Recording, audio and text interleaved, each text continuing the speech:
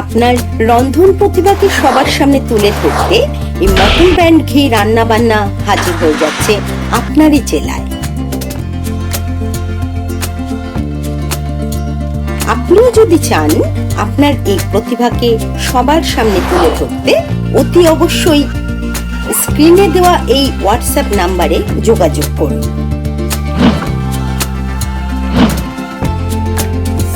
নমস্কার, আমি তাপসী পাল। Mutton band রান্নাবান্নাতে আমি রান্না করতে এসেছি চন্দ্রনগর থেকে।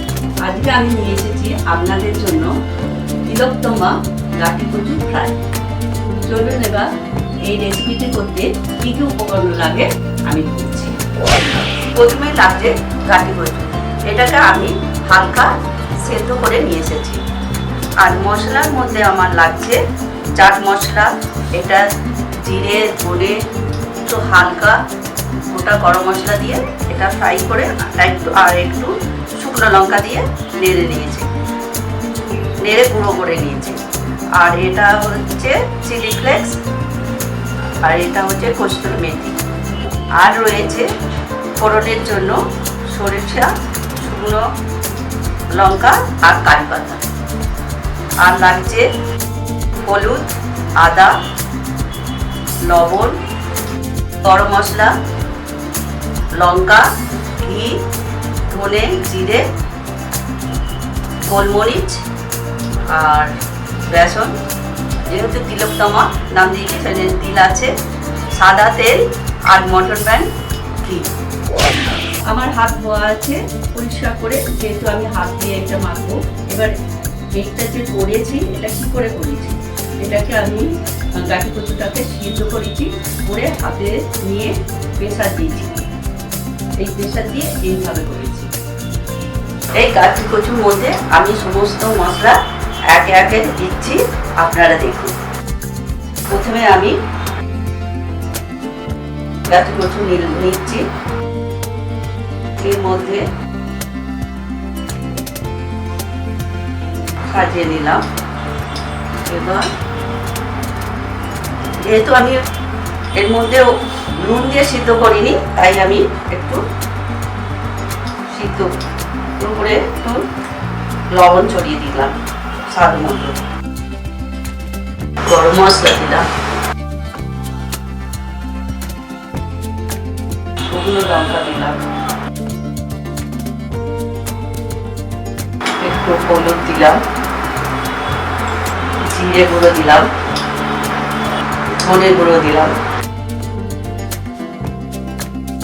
স্বাদ মতো গোলমরিচ গুঁড়ো দিলাম, আদা দিলাম। তবে আদাটা একটু আমি হাতে করে রসটা বার করে দিয়েছি, তা নাহলে এর মধ্যে মানে রসটা ঢুকবে না। আমার হাত পরিষ্কার আছে।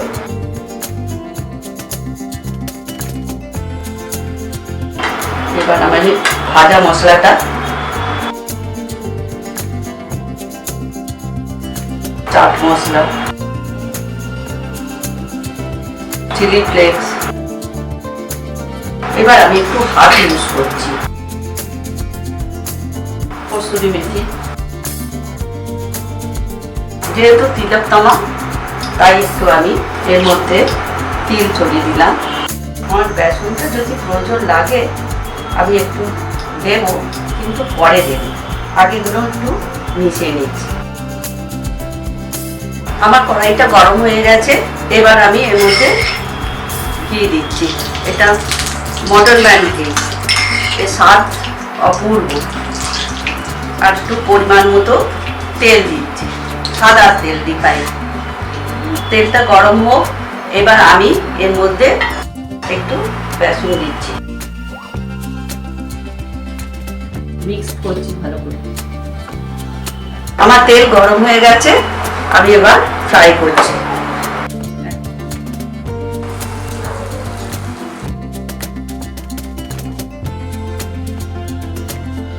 এক পিঠ হয়ে গেলে আমি উল্টে দেব। আমি এক পিঠ দেখছি, হ্যাঁ হয়ে গেছে, এক পিঠ হয়ে গেছে, উল্টে দিলাম। আমার 2 পিঠ ব্রাউন করে ভাজা হয়ে গেছে, এবার আমি তুলে নেব।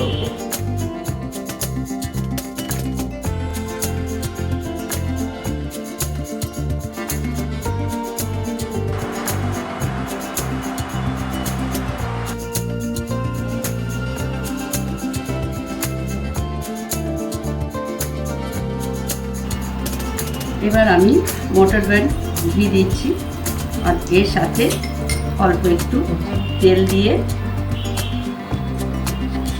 তেল আর ঘি দুটো গরম হয়ে গেছে। এবার আমি এর মধ্যে একটু ফোড়ন দিচ্ছি, একটু শুকনো লঙ্কা দিলাম আর সর্ষে, গোটা সর্ষে।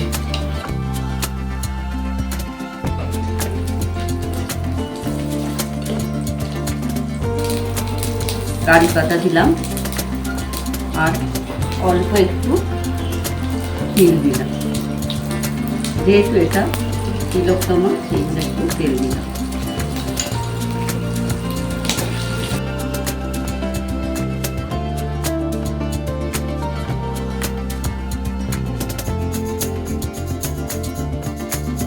এবার আমি এটার মধ্যে উপরে উপরে ছড়িয়ে দিচ্ছি।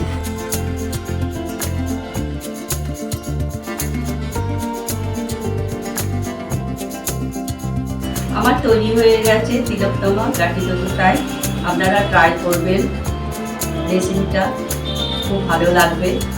এটা ডাল ভাতের সঙ্গে খুব ভালো যাবে।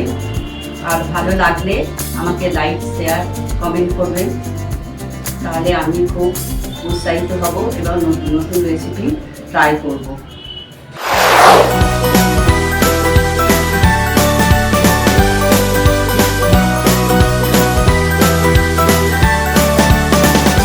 মটন ব্যান ঘি রান্নাবান্না চ্যানেলটিকে সাবস্ক্রাইব করুন, লাইক, কমেন্ট করুন ও শেয়ার করে দিন আপনাদের বন্ধু বান্ধব ও আত্মীয় স্বজনকে।